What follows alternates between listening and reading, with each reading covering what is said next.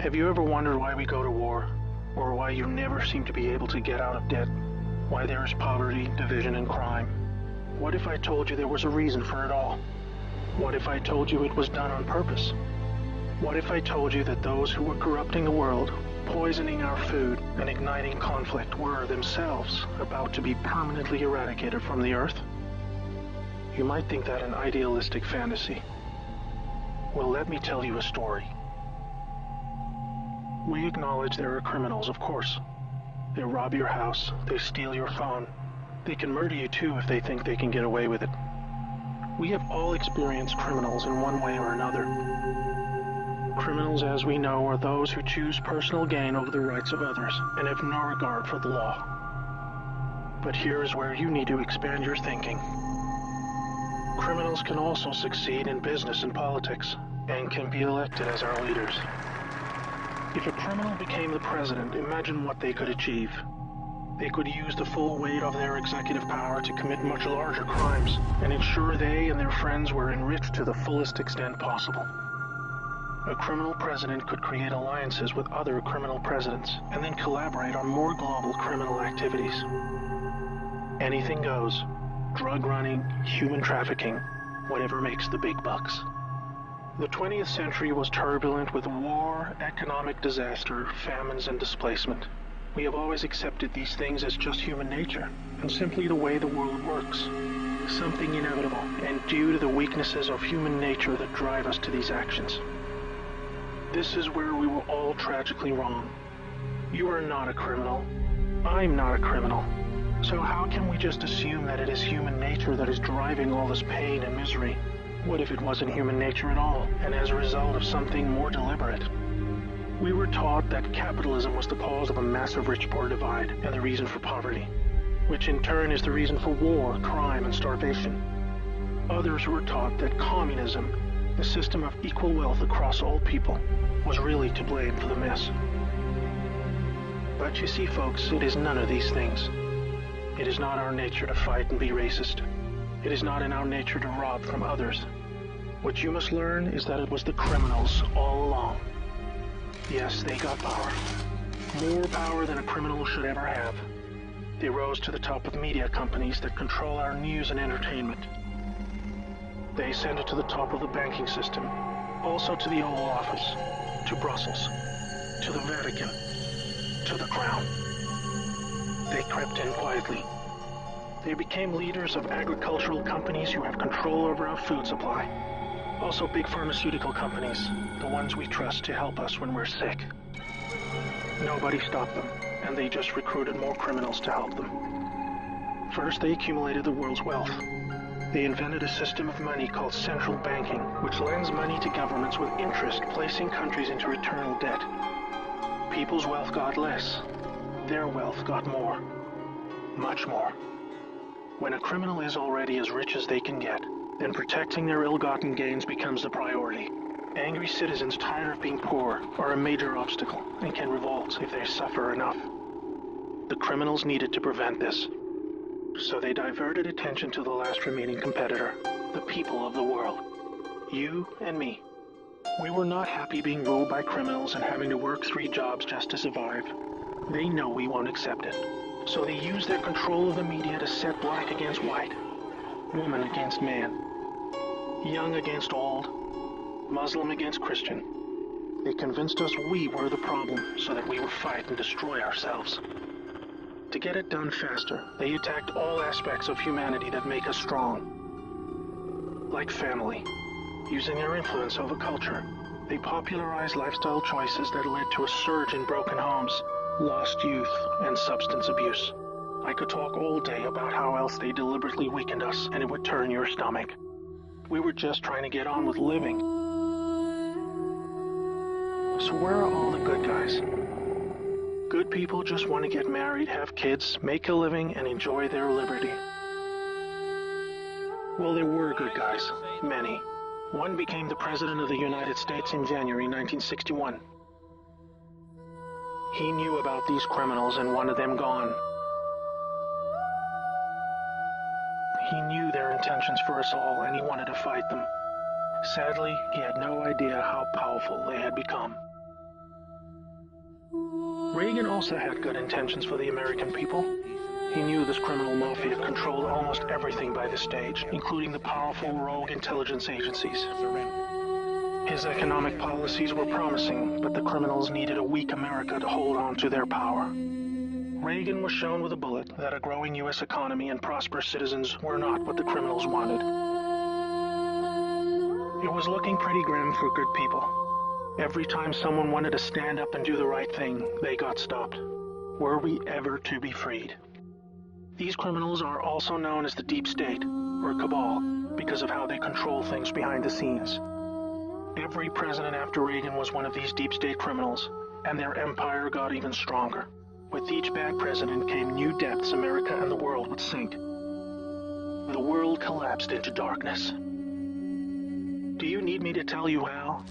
Destroyed factories, declining job numbers, sicker people, opioids, destruction of Iraq, Syria, and Yemen with pointless war, displacement of people into Europe, ISIS, terrorism, collapsed governments, poverty, and genocide. Total misery. Do you think that was inevitable? Hell no. Well, here's where things start to take a new turn. When the full picture comes to be known, it will forever be regarded as the greatest story ever told. Well, here is the top line. Some good people still held positions of power. They valued humanity and the rule of law. While the criminals discussed their game plan at the annual Bilderberg meetings, the good guys were making plans of their own. The information age was coming to change history forever. As the internet flooded into every home and appliances became smarter, and when people started carrying tracking devices, an opportunity to put an end to criminal control over the world was emerging. We became connected, trackable, and surveilled. But so did they. They became dependent, just like we did, on email, SMS, instant communication. It made crime much easier, but it also put them on a grid that, if accessed by the right people, would expose their crimes to the public and end their iron grip on us once and for all. In this new age of information, it was thought that the military should also have its own intelligence agency to focus on cybercrime and espionage. They called this the NSA, the National Security Agency. Here we had every phone call, email, and text from every device stored and archived. Whether it be someone making a doctor's appointment, or the Deep State setting up a massive heroin purchase from the Taliban. In the right hands, it would be enough information to expose the entire sinister criminal plot to rob us blind and wipe us out. Hold that thought, now I need to explain the plan. The good guys were devising a plan to reclaim the world from the cabal and return it to the people. It would involve alliances with multiple countries, since the criminals had global rat lines, trade, and other infrastructure in place that would need their cooperation. It came down to two choices for America. Launch a military coup to seize the government from whichever cabal puppet was in the White House at the time. Or win legitimately, take control of the NSA, expose the criminals for what they are, and arrest them all. Obviously, the first option would be very troubling for the public. With people still preoccupied with cabal-engineered social issues, they would likely revolt and hurt themselves and others. No, it would have to be the latter. So they needed a candidate who could win, and who could win big.